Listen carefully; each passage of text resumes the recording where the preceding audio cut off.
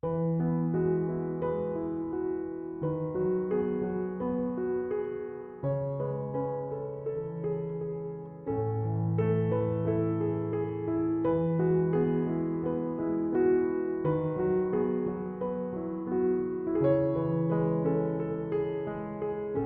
nag-aaral ka pa nung high school o elementary, narinig mo na ba ang teacher mo na nagsabi sa iyo, "Okay class, may exam tayo, bring out one sheet of paper."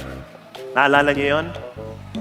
Ito ang tanong ko, namigay ka ba ng papel sa mga kaklase mo? O, sino rito namigay? Taas ang kamay. Wow, ang generous. Sino rito hindi namigay? Huwag kayong mahiya. Okay. Sino rito nanghingi? Sabay kayo rin. Diba?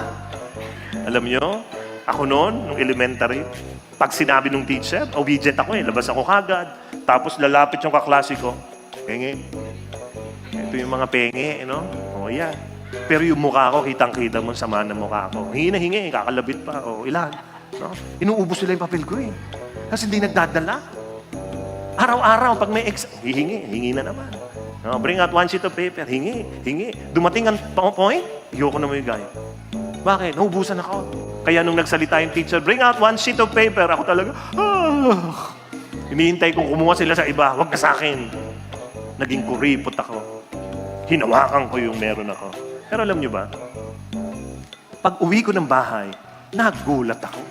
Yung nanay ko galing Divisoria, alam nyo, sabi niya, "Oh anak, binili kita ng maraming papel." Alam niyo kung gaano karami? Nung bata ako na to, elementary ako noon, mataas pa sa akin. Ganito karaming papel. Ganyang karami. Matangkad pa sa akin. Grabing dami kong papel. Ay, kinabukasan, dinala ko yung mga yon. At alam mo, pagpasok pa lang ng teacher, "Ma'am, mag-exam po tayo." Ang dami ko hong papel. Bakit? Nag-iba.